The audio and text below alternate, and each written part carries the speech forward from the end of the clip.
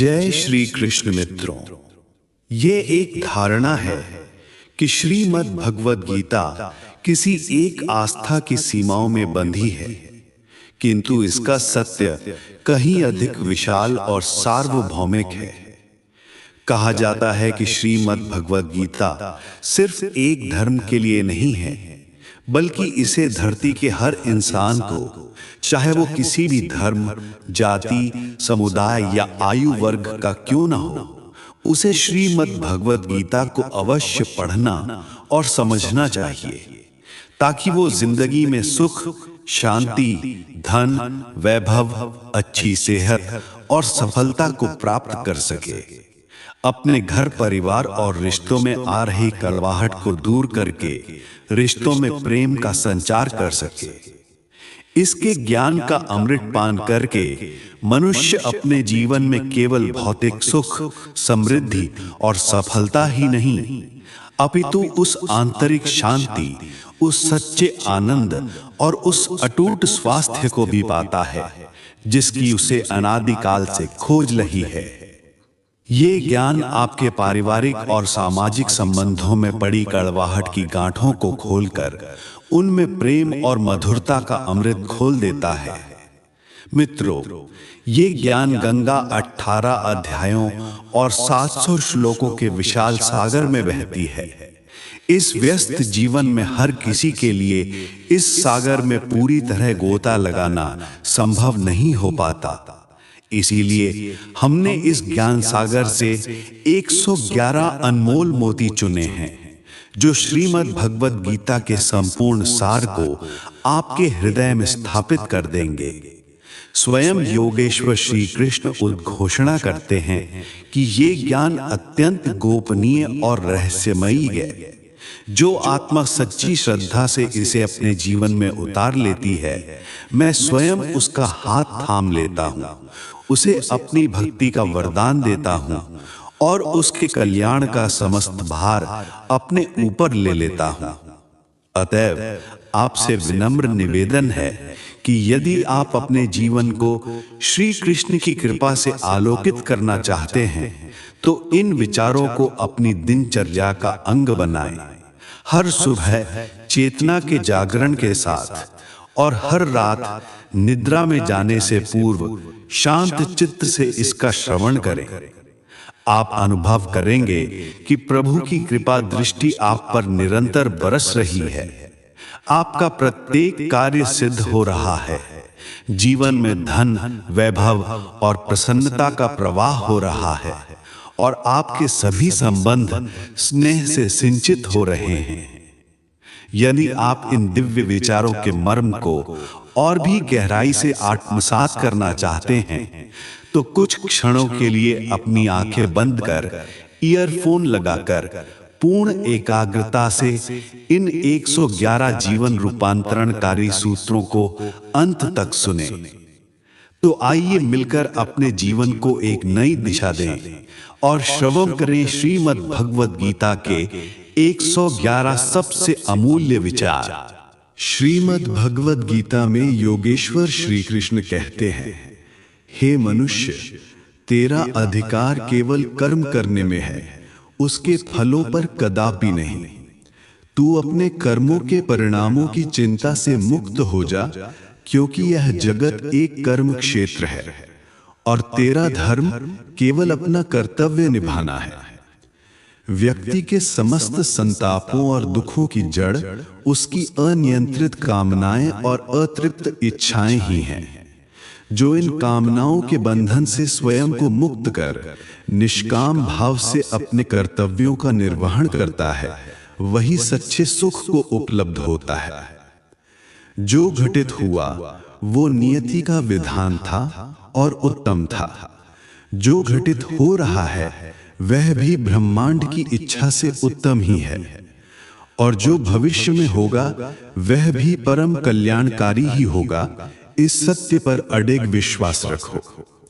जीवन का अस्तित्व न तो अतीत की स्मृतियों में है और न ही भविष्य की कल्पनाओं में। जीवन का सच्चा आनंद तो केवल वर्तमान के इस क्षण को पूरी चेतना के साथ जीने में है। जब कोई व्यक्ति अपनी इच्छा शक्ति को अटूट विश्वास के साथ अपने लक्ष्य पर केंद्रित करता है तो ब्रह्मांड की कोई भी शक्ति उसे वो प्राप्त करने से नहीं रोक सकती। निरंतर अभ्यास से मन की चंचल तरंगों को भी शांत किया जा सकता है। अभ्यास ही असंभव को संभव बनाने की कुंजी है। सच्चा धर्म वह है जो तुम्हें सिखाता है कि जिस व्यवहार से तुम्हें पीड़ा होती है वैसा व्यवहार तुम किसी अन्य प्राणी के साथ कभी न करो। व्यक्ति का निर्माण उसके विश्वास से होता है। वह जैसी श्रद्धा रखता है और जैसा विश्वास करता है अंततः वह वैसा ही बन जाता है। श्री कृष्ण कहते हैं, मेरी दृष्टि में कोई भी प्राणी प्रिय या अप्रिय नहीं है। मैं सब में समान रूप से विद्यमान हूँ, किंतु जो पूर्ण श्रद्धा से मेरा स्मरण करता है मैं सदैव उसके साथ रहता हूँ और उसकी हर विपत्ति में उसका सारथी बनता हूँ। जो मनुष्य फल की आसक्ति का त्याग करके केवल अपने कर्तव्य पर ध्यान केंद्रित करता है सफलता स्वयं उसके चरण चूमती है। मनुष्य अपने जन्म से नहीं अपितु अपने कर्मों की श्रेष्ठता से महानता को प्राप्त होता है। अपने और पराये, छोटे और बड़े के भेद को मिटाकर यह अनुभव करो कि संपूर्ण सृष्टि एक ही परिवार है और तुम उस परिवार के अभिन्न अंग हो। सबके प्रति प्रेम रखो और सबके कल्याण की कामना करो। जिसके मन में संदेह का सर्प बसता है उसके लिए इस लोक में या परलोक में कहीं भी सुख नहीं है। अतः जो भी करो पूर्ण श्रद्धा से करो या उसी कार्य को करो जिसमें तुम्हारी पूर्ण श्रद्धा हो। जिस व्यक्ति का मन उसके वश में नहीं है उसका मन ही उसका सबसे बड़ा शत्रु बन जाता है। अपने निर्धारित कर्तव्यों का पालन अवश्य करो, क्योंकि कर्म न करने की अपेक्षा कर्म करना सदैव श्रेष्ठ होता है। यह संपूर्ण दृश्य जगत मेरी ही माया का विस्तार है। इसका सृजन, पालन और संहार सब मुझसे ही होता है और मुझ में ही विलीन हो जाता है। वासना, क्रोध और लोभ ये तीन नरक के द्वार हैं जो आत्मा का पतन करते हैं। अशांत मन को निरंतर अभ्यास और वैराग्य से ही वश में किया जा सकता है। जिसका जन्म हुआ है उसकी मृत्यु भी उतनी ही निश्चित है और जिसकी मृत्यु हुई है उसका पुनर्जन्म भी उतना ही निश्चित है। अतः जो अटल है उसके लिए शोक करना व्यर्थ है। एक ज्ञानी व्यक्ति को बिना किसी फल की आकांक्षा के केवल लोक कल्याण की भावना से कर्म करना चाहिए। जब तुम अपने कर्म में ही आनंद खोजने लगते हो तो समझ लेना कि तुमने पूर्णता का मार्ग पा लिया है। जो व्यक्ति मैं और मेरा के अहंकार से मुक्त होकर सभी इच्छाओं का त्याग कर देता है वही परम शांति को प्राप्त करता है। मृत्यु एक अटल विधान है जिसे टाला नहीं जा सकता। जब से इस संसार का सृजन हुआ है तब से यह जन्म मृत्यु का चक्र अनवरत चल रहा है। मैं प्रत्येक जीव के हृदय में आत्मा के रूप में निवास करता हूँ। कोई भी व्यक्ति जन्म से महान नहीं होता, उसके कर्म ही उसे महान बनाते हैं। फल की अपेक्षा किए बिना कर्म करना ही कर्मयोग है, यही सच्चा कर्म है। जब मनुष्य की आवश्यकताएं बदल जाती हैं तो अक्सर उसके संवाद का ढंग भी बदल जाता है। मौन से श्रेष्ठ कोई उत्तर नहीं और क्षमा से बड़ा कोई दंड नहीं। कोई भी प्राणी अपने कर्मों के फल से बच नहीं सकता। कर्म का लेखा जोखा हर किसी को चुकाना ही पड़ता है, इसलिए सदैव शुभ कर्मों के बीज बो। अत्यधिक प्रसन्नता और अत्यधिक दुख की अवस्था में कोई भी महत्वपूर्ण निर्णय नहीं लेना चाहिए, क्योंकि ये दोनों ही स्थितियां विवेक को ढक लेती हैं। जो होना है वह होकर ही रहेगा और जो नहीं होना है वह कभी नहीं होगा। जो इस रहस्य को जान लेते हैं वे व्यर्थ की चिंता से मुक्त हो जाते हैं।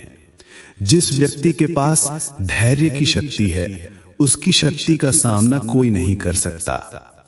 न ये देह तुम्हारी है न तुम इस देह के स्वामी हो।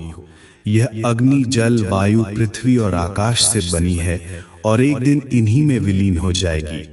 तुम्हारा सच्चा स्वरूप आत्मा है और तुम्हारा साथी तुम्हारा कर्म है।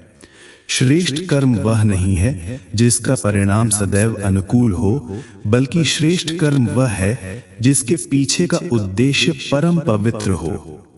जैसे धरती पर ऋतुएं बदलती हैं, वैसे ही जीवन में भी सुख और दुख का चक्र निरंतर चलता रहता है।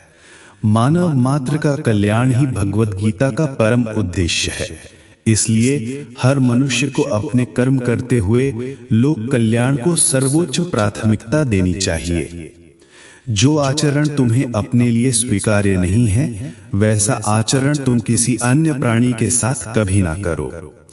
हे अर्जुन, तुम फल की चिंता से मुक्त होकर केवल अपने कर्म पर ध्यान दो। तुम्हारे कर्म के अनुसार उचित फल प्रदान करना मेरा दायित्व है। जो विषय या वस्तु तुम्हारे नियंत्रण से परे है, उसके लिए समय नष्ट करना अज्ञानता है। जिस प्रकार अंधकार में एक छोटा सा दीपक भी प्रकाश फैला देता है, वैसे ही सत्य कितना भी दबाया जाए, एक दिन अवश्य प्रकाशित होता है। इसलिए सदैव सत्य के मार्ग पर चलो। भले ही आप श्रेष्ठ कर्म करें, फिर भी कुछ लोग केवल आपकी कमियों को ही देखेंगे। इसलिए इस बात की चिंता छोड़ दें कि लोग क्या कहेंगे और अपने कर्म पथ पर अडिग रहें। मैं यह कर सकता हूँ, ये आत्मविश्वास है, और केवल मैं ही यह कर सकता हूँ, ये अहंकार है। आत्मविश्वास को धारण करो और अहंकार का त्याग करो। जैसे मनुष्य पुराने वस्त्रों को त्याग कर नए वस्त्र पहनता है, वैसे ही आत्मा पुराने और जर्जर शरीर को त्याग कर नया शरीर धारण करती है। जिस व्यक्ति ने अपने मन पर विजय प्राप्त कर ली है, उसने परमात्मा को पा लिया है, क्योंकि उसे परम शांति उपलब्ध हो गई है। ऐसे व्यक्ति के लिए सुख दुख, सर्दी गर्मी और मान अपमान सब एक समान हो जाते हैं। कर्तव्य की भावना से, बिना किसी अपेक्षा के, सही पात्र को दिया गया दान ही सात्विक दान कहलाता है।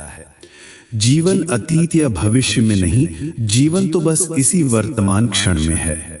जीवन का दूसरा नाम ही संघर्ष है, इससे घबराओ मत।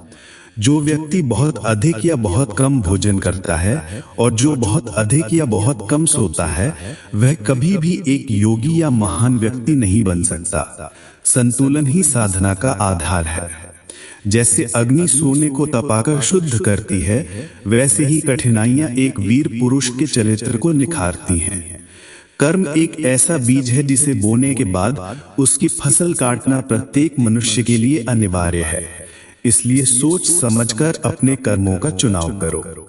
न तो इस बात का अभिमान करो कि तुम्हें किसी की आवश्यकता नहीं, और न ये वहम पालो कि सबको तुम्हारी ही आवश्यकता है। जैसे समुद्र को पार करने के लिए नाव ही एकमात्र साधन है, वैसे ही इस भवसागर से पार स्वर्ग तक जाने के लिए सत्य ही एकमात्र सीढ़ी है। जब समय का चक्र घूमता है तो वह सब कुछ बदल देता है। इसलिए अच्छे समय में अहंकार मत करो और बुरे समय में धैर्य मत छोड़ो। मनुष्य का मन ही उसकी दुनिया का निर्माता है। वह जैसा सोचता है, उसका जीवन वैसा ही बन जाता है। स्वयं से यह प्रतिज्ञा करो कि तुम सदैव यह जानने का प्रयास करोगे कि तुम्हारी अपनी भूल कहाँ है। सच्ची मित्रता वह है जो दुख को आधा और सुख को दोगुना कर देती है। चाहे कोई तुम्हारी कितनी भी आलोचना करे, अपने लक्ष्य के प्रति अडिग और शांत रहो। याद रखो, सूर्य की कितनी भी तेज धूप क्यों न हो, वह समुद्र को नहीं सुखा सकती। धैर्य रखो, क्योंकि जीवन में कभी कभी सर्वोत्तम परिणामों को पाने के लिए सबसे कठिन परिस्थितियों से गुजरना पड़ता है। जो मनुष्य यह जानता है कि आत्मा अजर अमर है, वह मृत्यु के भय से मुक्त हो जाता है और सदैव धर्म के मार्ग पर चलता है। तुम्हारे आसपास कितनी भी नकारात्मकता क्यों ना हो, इससे कोई फर्क नहीं पड़ता जब तक तुम उसे अपने भीतर प्रवेश करने की अनुमति नहीं देते। तुम्हारे पास समय की कमी नहीं है, ये केवल तुम्हारी प्राथमिकताओं का खेल है कि तुम अपना समय कहाँ लगाते हो। कौन क्या कर रहा है, कैसे कर रहा है और क्यों कर रहा है। इन व्यर्थ की बातों से जितना दूर रहोगे उतने ही आनंदित रहोगे। जब एक समझदार व्यक्ति तुमसे संबंध तोड़ लेता है तो समझ लेना चाहिए कि उसके आत्मसम्मान को अवश्य ही कोई गहरी चोट पहुंची होगी। अहंकार, क्रोध और अशिष्टता ये सभी एक अविवेकी मनुष्य के लक्षण हैं। इनका त्याग ही तुम्हें एक श्रेष्ठ मनुष्य बनाता है। किसी एक ही विषय पर बार बार चिंतन करने से उसके प्रति आसक्ति उत्पन्न होती है और यही आसक्ति इच्छा को जन्म देती है। इसलिए कर्म और परिवर्तन के उदात्त विचारों पर ही मन को केंद्रित करो। योगेश्वर श्री कृष्ण का संदेश शाश्वत है और आज भी प्रासंगिक है। इसलिए हर व्यक्ति को इन उपदेशों को आत्मसात करने का प्रयास करना चाहिए। जितना संभव हो मौन रहो, क्योंकि मनुष्य के अधिकांश अपराध उसकी वाणी से ही होते हैं। पवित्र आशय से किया गया कोई भी कर्म कभी व्यर्थ नहीं जाता। उसका पुण्य फल तुम्हें अवश्य प्राप्त होता है। मनुष्य नहीं, उसके कर्म ही उसे अच्छा या बुरा बनाते हैं। जैसे कर्म होते हैं वैसे ही फल की प्राप्ति होती है। इस जगत में कोई भी पूर्ण रूप से निर्दोष नहीं है। इसलिए दूसरों के गुणों को देखो और उनके साथ अच्छे संबंध स्थापित करो। जब भविष्य का मार्ग अंधकार में लगे तो अपने वर्तमान को बेहतर बनाने में अपनी पूरी शक्ति लगा दो। जब हमारा मन दुर्बल होता है तो परिस्थितियां एक बड़ी समस्या बन जाती हैं। जब मन स्थिर होता है तो वही परिस्थितियां एक चुनौती बन जाती हैं, और जब मन शक्तिशाली होता है तो वही परिस्थितियां एक अवसर बन जाती हैं। मनुष्य की मानवता उसी क्षण मर जाती है जब उसे दूसरों के दुख पर हंसी आने लगती है। शरीर के भीतर रहने वाली आत्मा का वध कभी नहीं किया जा सकता। इसलिए किसी भी जीव के लिए शोक करना व्यर्थ है। समय निरंतर बहता रहता है। ये ना तो किसी की प्रतीक्षा करता है और न ही किसी के लिए रुकता है। यदि तुम अपनी गलतियों से सीखते हो तो वे सफलता की सीढ़ियां बन जाती हैं, और यदि नहीं सीखते तो वे असफलता का महासागर बन जाती हैं। चुनाव तुम्हारा है, तुम्हें चढ़ना है या डूबना है। जो व्यक्ति जितना शांत होता है वह उतनी ही गहराई से अपनी विवेक बुद्धि का उपयोग कर सकता है। आलोचनाओं से भयभीत होकर अपने लक्ष्य के पथ को कभी मत छोड़ो, क्योंकि लक्ष्य प्राप्त होते ही आलोचना करने वालों की दृष्टि बदल जाती है। सबसे बुद्धिमान व्यक्ति वही है जो सफलता मिलने पर अहंकार से फूलता नहीं और असफलता आने पर शोक में डूबता नहीं। तुम्हारे मन में नकारात्मक विचारों का आना स्वाभाविक है, किंतु यह तुम पर निर्भर करता है कि तुम उन्हें महत्व देते हो या अपने सकारात्मक विचारों पर ध्यान केंद्रित करते हो। सदैव याद रखो कि उज्जवल भविष्य के लिए वर्तमान की कठिनाइयों से संघर्ष करना पड़ता है। तुम्हारे भीतर की प्रेरणा का सबसे बड़ा प्रकाश पुंज तुम्हारे अपने ही विचार हैं। इसलिए सदैव महान विचारों को चुनो और स्वयं को जीतने के लिए प्रेरित करो। जो लोग अपनी बुद्धि का प्रयोग छोड़कर केवल भावनाओं के प्रवाह में बह जाते हैं, उन्हें कोई भी मूर्ख बना सकता है। समय से पहले प्राप्त हुई वस्तु अपना मूल्य खो देती है, और समय बीत जाने के बाद मिली वस्तु अपना महत्व खो देती है। इसलिए समय का सम्मान करो। जैसे जल में अनियंत्रित नाव को तूफान उसके लक्ष्य से भटका देता है, ठीक उसी प्रकार अनियंत्रित इंद्रियां एक सुखी मनुष्य को भी पतन के मार्ग पर ले जाती हैं। तुम्हारा विश्वास एक पर्वत को भी हिला सकता है, किंतु तुम्हारे मन का एक छोटा सा संदेह दूसरे पर्वत का निर्माण कर सकता है। अपनी कठिनाइयों के लिए दूसरों को दोषी ठहराना बंद करो। अपने मन को साधो, क्योंकि तुम्हारे मन का रूपांतरण ही तुम्हारे दुखों का अंत है। स्वयं को कभी भी दुर्बल मत समझो। यदि तुम गिरते हो तो उठने का साहस रखो। पूरी निष्ठा से अपना कर्तव्य निभाओ और शेष मुझ पर छोड़ दो। हो सकता है कि प्रत्येक दिन श्रेष्ठ न हो, किंतु प्रत्येक दिन में कुछ ना कुछ श्रेष्ठ अवश्य होता है। रोना बंद करो और अपनी चुनौतियों से एक योद्धा की भांति लड़ना सीखो। सबकी सेवा करो, किंतु किसी से भी बदले में कुछ पाने की आशा मत करो, क्योंकि सेवा का सच्चा फल मैं ही प्रदान करता हूं। एकांत तुम्हें यह सिखाता है कि इस संसार में तुम्हारे अतिरिक्त तुम्हारा सच्चा साथी और कोई नहीं है। इस संसार में दो प्रकार के लोग स्वर्ग से भी श्रेष्ठ होते हैं। एक जो शक्तिशाली होते हुए भी क्षमा कर देते हैं, और दूसरे जो निर्धन होते हुए भी दान करते हैं। प्रेम का संबंध शरीर या बाहरी सौंदर्य से नहीं होता, इसका उद्गम तो आत्मा से होता है। जहां दो आत्माएं मिल जाती हैं, वहीं सच्चा प्रेम प्रकट होता है। किसी भी व्यक्ति के विषय में बिना उसे पूरी तरह जाने दूसरों की बातों के आधार पर कोई धारणा बना लेना सबसे बड़ी मूर्खता है। जीवन में कभी भी कुछ समाप्त नहीं होता। प्रत्येक अंत एक नई शुरुआत का संकेत होता है। यदि तुम जीवन में आनंदित रहना चाहते हो तो अपना अधिकांश ध्यान उन्हीं कार्यों और विचारों पर लगाओ जो तुम्हें सच्ची खुशी देते हैं। विपत्ति में धैर्य, समृद्धि में दया और संकट में सहनशीलता ही एक श्रेष्ठ मनुष्य की सच्ची पहचान है। जो व्यक्ति स्पष्ट और सीधी बात करता है, उसकी वाणी कठोर लग सकती है, किंतु उसका हृदय कभी किसी के साथ छल नहीं करता। जो अच्छा है उससे ग्रहण करो और जो बुरा है उसका त्याग कर दो, चाहे वो कोई विचार हो, कर्म हो या कोई मनुष्य। बुराई चाहे जितनी भी छोटी क्यों ना हो, वह अंततः विनाश का कारण बनती है। जैसे नाव में एक छोटा सा छेद भी उसे डुबोने के लिए पर्याप्त होता है।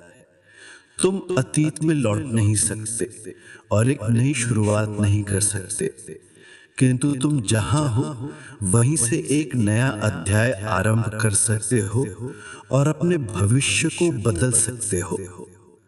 जब सारी आशाएं समाप्त हो जाएं और कोई मार्ग न दिखे, तो एक बार श्रीमद् भगवद गीता को अवश्य पढ़ना, क्योंकि तब मैं स्वयं तुम्हें मार्ग दिखाऊंगा। जब तक तुम अच्छे कर्म कर रहे हो, तब तक किसी भी बात की चिंता मत करो। इस जगत में जो कुछ भी होता है, उसके पीछे कोई ना कोई कारण अवश्य होता है। इसलिए परिणाम को बदलने की बजाय कारण को सुधारने पर ध्यान दो।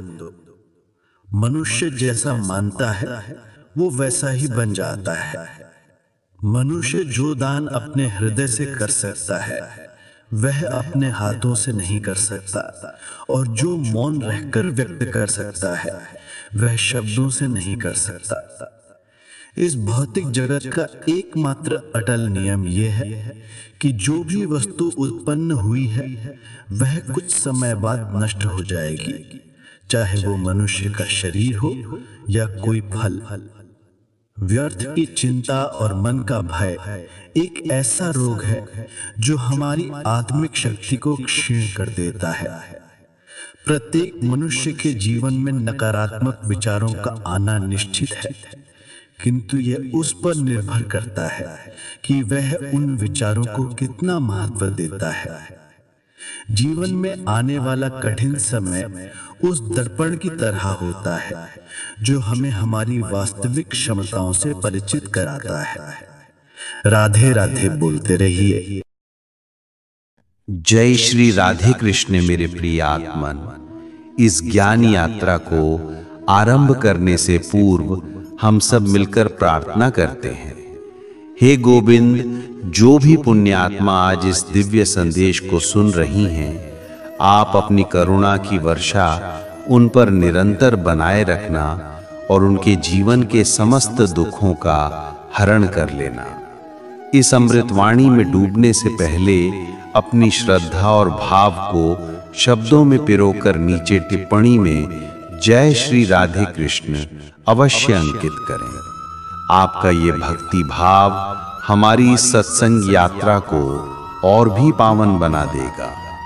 और यदि आपका हृदय वास्तव में कृष्ण प्रेम से सराबोर है तो इस संदेश को अपने प्रियजनों तक अवश्य पहुंचाइएगा जिन्हें आप हृदय से स्नेह करते हैं। क्या पता आपके एक प्रयास से किसी के जीवन में राधे कृष्ण का आलोक फैल जाए।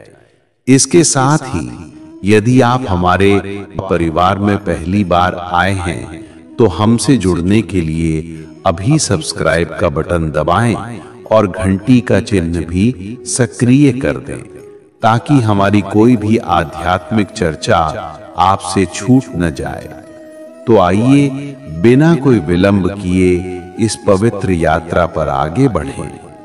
श्री कृष्ण का उपदेश है, एक ही कुएं का जल जब खेतों में जाता है तो सभी पौधों को बराबर सींचता है, फिर भी उसी जल से करेला कड़वाहट, बेर मिठास और इमली खटास पाती है। इसमें जल का कोई दोष नहीं, ये तो बीज के स्वभाव का फल है।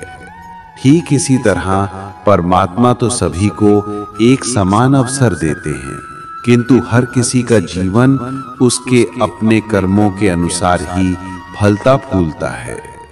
इस संसार में अकेले रहकर आनंदित रहना सीख लो, पर किसी और से कोई आशा मत पालो। एक विवेकशील व्यक्ति प्रतिशोध लेने के बारे में कभी नहीं सोचता, क्योंकि उसे ज्ञात है कि ईश्वर उचित कर्म और सही क्षण आने पर सबका न्याय करते हैं।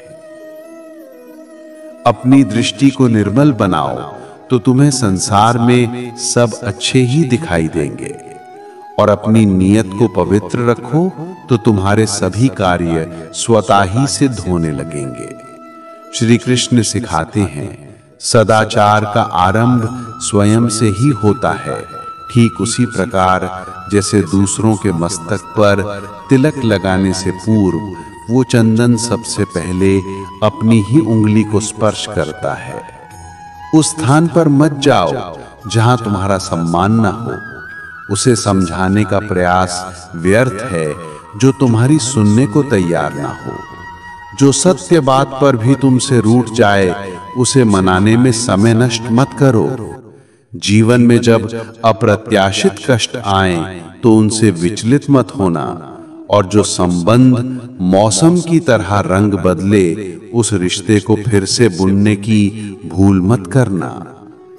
जितना गहरा आपका लगाव होगा उतनी ही अधिक आपकी अपेक्षाएं होंगी, और जितनी प्रबल अपेक्षाएं होंगी उतनी ही गहरी आपको ठेस लगेगी। इस संसार में अकेले रहकर आनंदित रहना सीख लो, पर किसी और से कोई आशा मत पालो। एक विवेकशील व्यक्ति प्रतिशोध लेने के बारे में कभी नहीं सोचता, क्योंकि उसे ज्ञात है कि ईश्वर उचित कर्म और सही क्षण आने पर सबका न्याय करते हैं। जीवन में किसी का साथ बलपूर्वक हासिल करने की चेष्टा मत करना, क्योंकि जब कोई स्वेच्छा से चलकर आपके पास आता है तो उसकी प्रसन्नता ही अलग होती है। अपनी संगति पर विशेष ध्यान देना, क्योंकि कामयाबी सदैव उत्तम विचारों की देन है, और उत्तम विचार श्रेष्ठ लोगों के संपर्क में आने से ही जन्म लेते हैं। जब तुम एकांत में हो तो अपने विचारों को नियंत्रित रखो, और जब तुम सबके मध्य हो तो अपनी वाणी पर संयम रखो। संकट के समय में बुद्धिमान मनुष्य समाधान की खोज करता है, जबकि निर्बल मनुष्य कोई बहाना ढूंढता है। अग्नि तो व्यर्थ ही बदनाम है, यहाँ तो मनुष्य ही एक दूसरे की उन्नति से जलते हैं। भोजन में मिले विष का उपचार संभव है, किंतु कानों में घोले गए विष की कोई औषधि नहीं है। किसी आदत को यदि समय पर ना त्यागा जाए तो वो शीघ्र ही एक व्यसन का रूप ले लेती है। किसी को पीड़ा देना भी एक प्रकार का ऋण है जो आपको भविष्य में किसी और के हाथों ब्याज सहित अवश्य प्राप्त होगा। यदि कोई तुम्हें नीचा दिखाने का प्रयत्न कर रहा है तो इसका सीधा सा अर्थ है कि तुम पहले से ही उससे श्रेष्ठ हो। ये जीवन तुम्हें जीने के लिए प्रदान किया गया है। इसे इस चिंता में मत गंवा दो कि दूसरे तुम्हारे बारे में क्या राय रखेंगे।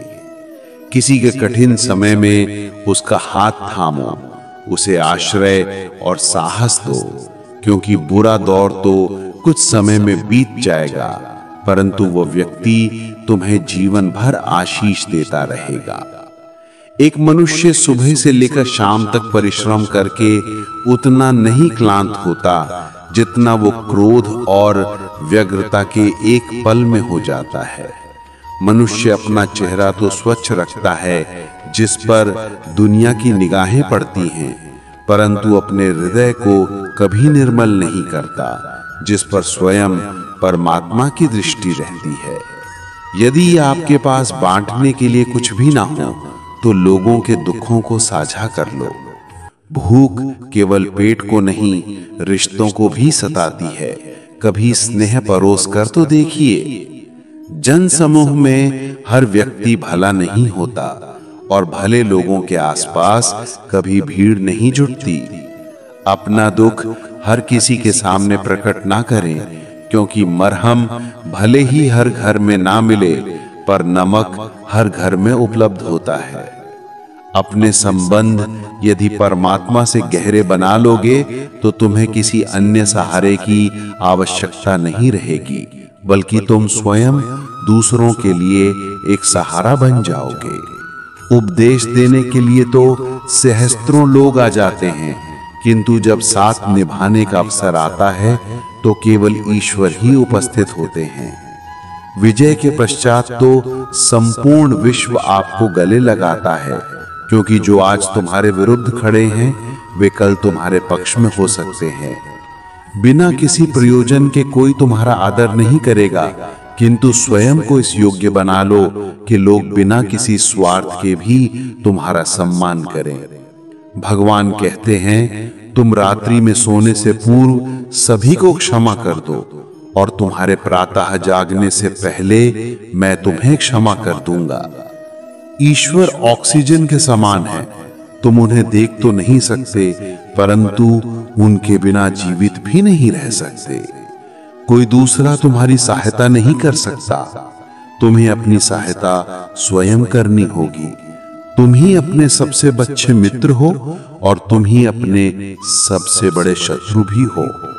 इंसान तब बुद्धिमान नहीं कहलाता जब वो बड़ी बड़ी बातें करने लगता है, बल्कि वो तब बुद्धिमान होता है जब वो छोटी छोटी बातों का मर्म समझने लगता है। तुम किस अवसर पर सही थे ये किसी को स्मरण नहीं रहता, किंतु तुम किस क्षण गलत थे ये हर कोई याद रखता है। ये सोचना तुम्हारा भ्रम है कि सारे दुख समाप्त होने पर ही तुम्हारा मन प्रसन्न होगा। सत्य तो ये है कि तुम मन को प्रसन्न रखो, तुम्हारे सारे दुख स्वतः ही समाप्त हो जाएंगे। यदि किसी व्यक्ति की कोई बात तुम्हें चुभ जाए तो दो प्रकार से विचार करो। यदि वो व्यक्ति तुम्हारे लिए महत्वपूर्ण है तो उसकी बात को विस्मृत कर दो, और यदि वो बात अधिक महत्वपूर्ण है तो उस व्यक्ति को ही भूल जाओ। रिश्तों का आधार केवल रक्त नहीं होता। जो संकट में तुम्हारा हाथ थाम ले उससे बड़ा कोई संबंधी नहीं होता। भगवान कहते हैं, तुम अपना सब कुछ मुझ पर छोड़ दो, अपनी सारी पीड़ा, अपनी सारी चिंताएं, फिर पूर्ण रूप से हल्के होकर मेरा स्मरण करो और धीरे धीरे तुम्हारा जीवन रूपांतरित हो जाएगा। प्रतिदिन रात्रि में शयन से पूर्व अपनी पूरी दिनचर्या परमात्मा को सुनाकर सो। यदि तुम्हारे कारण किसी का हृदय दुखा हो तो मन ही मन उससे क्षमा मांग लो और यदि किसी ने तुम्हारा हृदय दुखाया हो तो उसे क्षमा करके अपनी सारी चिंताएं प्रभु को समर्पित करके सो जाओ। विश्वास करो, इससे तुम्हारा जीवन आनंदमय हो जाएगा। क्रोध में कहा गया एक भी शब्द इतना विषैला हो सकता है कि वो तुम्हारी हजारों मधुर बातों को एक ही पल में नष्ट कर सकता है। ईश्वर को ना तो हमारे शरीर की आवश्यकता है और ना ही हमारे धन की। उन्हें तो केवल एक पवित्र मन की अभिलाषा है। इसलिए वे हमें कुछ भी त्यागने को नहीं कहते, केवल ये कहते हैं कि सच्चे हृदय से अपने विकार त्यागो, अपने दूषित विचार त्यागो।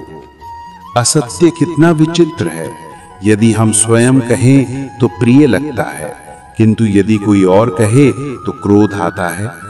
सबको हंसाओ, लेकिन किसी पर कभी मत हंसो। सबके दुख में सहभागी बनो, लेकिन किसी को कभी दुखी मत करो। सबकी राहों में दीपक जलाओ, लेकिन किसी का हृदय कभी मत जलाओ। यही जीवन का सच्चा विधान है। जैसा तुम बोओगे वैसा ही तुम्हें काटना पड़ेगा। दुआएं और आस्था असंभव को भी संभव में बदल देती हैं।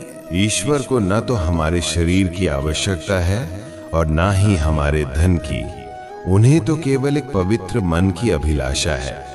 इसीलिए वे हमें कुछ भी त्यागने को नहीं कहते, केवल ये कहते हैं कि सच्चे हृदय से अपने विकार त्यागो, अपने दूषित विचार त्यागो। असत्य कितना विचित्र है। यदि हम स्वयं कहें तो प्रिय लगता है, किंतु यदि कोई और कहे तो क्रोध आता है। अपनी खुशियां तुम चाहे किसी के भी साथ साझा कर लो, किंतु अपना गम केवल किसी विश्वसनीय व्यक्ति के साथ ही बांटना। जीवन में समय चाहे जैसा भी चल रहा हो, यदि परिवार का साथ हो तो सुख दोगुना हो जाता है और दुख आधा रह जाता है। सच्चा सखा वही है जो उस घड़ी में भी तुम्हारे साथ अडिग रहे जब पूरी दुनिया तुम्हारे विपक्ष में खड़ी हो। तुम्हारे पास जो कुछ भी है उसके लिए बार बार हृदय से कृतज्ञता व्यक्त करो। हर क्षण धन्यवाद कहो। विश्वास करो, तुम्हारे पास जो भी है वह शीघ्र ही कई गुना बढ़ जाएगा। प्रार्थना और ध्यान मनुष्य के लिए अत्यंत आवश्यक है, क्योंकि प्रार्थना के माध्यम से भगवान तुम्हारी सुनते हैं और ध्यान के माध्यम से तुम भगवान की सुनते हो। श्री कृष्ण के जीवन से कितना कुछ छूटता गया।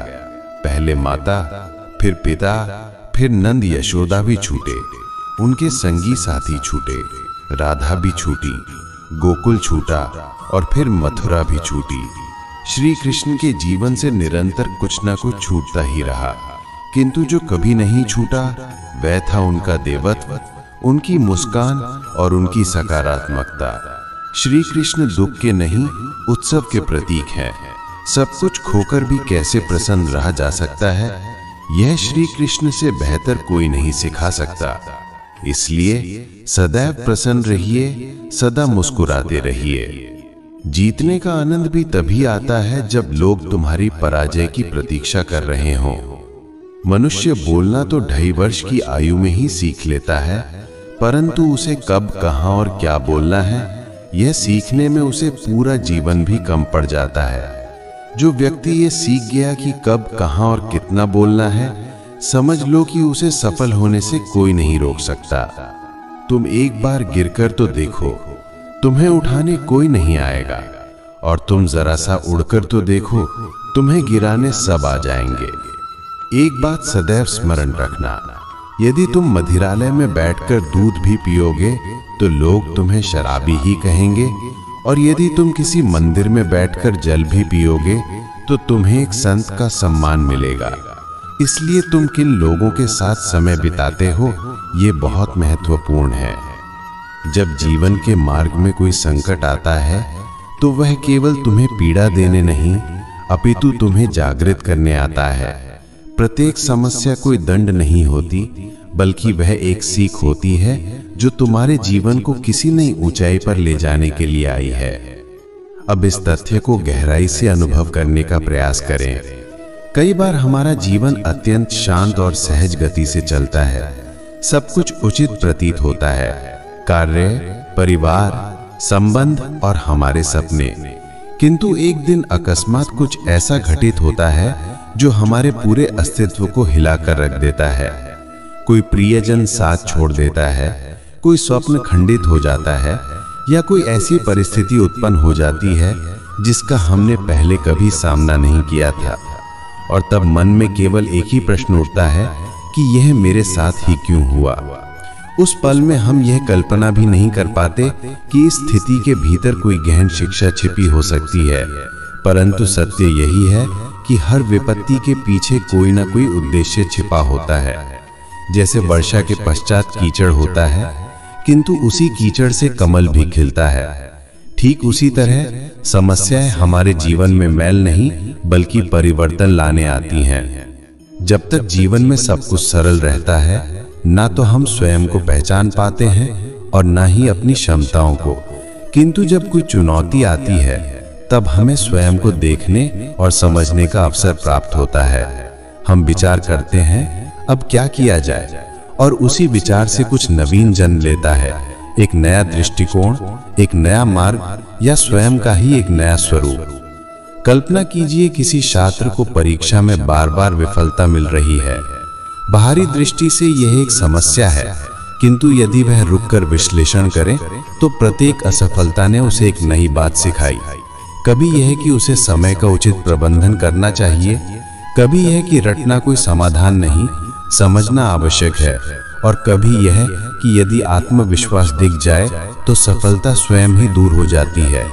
अब वही छात्र जिसने पहले समस्याओं से भयभीत होकर हार स्वीकार कर ली थी, जब उन्हीं समस्याओं को एक सीख के रूप में देखता है तो वह प्रगति करता है, और एक दिन वहीं से उसकी विजय की कहानी आरंभ होती है।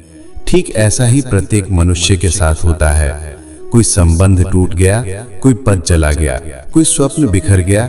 ये सभी घटनाएं बाहर से कष्ट देती हैं, किंतु भीतर से तुम्हें तुम्हारा वास्तविक स्वरूप दिखाती हैं। जब तुम्हारा सहारा छिन जाता है, तब तुम्हें यह बोध होता है कि तुम्हारा सच्चा आश्रय कौन है, स्वयं तुम। जब संसार से अपेक्षाएं टूटती हैं, तब आत्मा की गहराई में स्थित ईश्वर की आवाज सुनाई देती है, तू क्यों भयभीत है, मैं हूं ना। कभी किसी ऐसे कृषक से पूछिए जिसने सूखे में भी बीज बोया हो, वह कहेगा कि जब पहली बार वर्षा नहीं हुई तो वह टूटा नहीं, उसने प्रतीक्षा की। जब दूसरी बार फसल नष्ट हुई तो उसने विलाप नहीं किया, उसने भूमि को पुनः तैयार किया। और जब तीसरी बार वर्षा हुई तो वही किसान जिसने हर विफलता को सहा था, सबसे उत्तम फसल काट कर लाया, क्योंकि उसने समस्याओं को अंत नहीं अपितु एक नई शुरुआत माना, और यही दृष्टिकोण उसकी विजय का कारण बना। वास्तव में जीवन का सबसे बड़ा सत्य यही है कि जो कुछ भी हमारे साथ होता है वह हमें कुछ सिखाने के लिए ही होता है। यदि हम इसे एक दंड के रूप में देखेंगे तो हम सदैव स्वयं को पीड़ित पाएंगे, किंतु यदि हम इसे गुरु के रूप में स्वीकार करेंगे तो हर घाव ज्ञान बन जाएगा और हर अश्रु अनुभव। इसीलिए अगली बार जब कोई कठिनाई तुम्हारे सम्मुख आए तो स्वयं से पूछना कि यह मुझे क्या सिखाने आई है, और जब तुम यह प्रश्न पूरे हृदय से पूछोगे तो तुम्हें उत्तर अवश्य मिलेगा, और वही उत्तर तुम्हारी अगली दिशा निर्धारित करेगा। प्रत्येक समस्या में कोई ना कोई शिक्षा छिपी होती है, केवल उसे देखने के लिए अंतर्दृष्टि चाहिए। जीवन के सबसे गहरे पाठ हमें पुस्तकों से नहीं, अनुभवों से मिलते हैं, और अनुभवों में सबसे ईमानदार शिक्षक हमारी समस्याएं ही होती हैं। इसीलिए उनसे भयभीत मत हो, उनसे पलायन मत करो, उन्हें समझो, और जब तुम उन्हें समझ लेते हो तो वही समस्याएं तुम्हारे जीवन की सबसे बड़ी संपत्ति बन जाती हैं।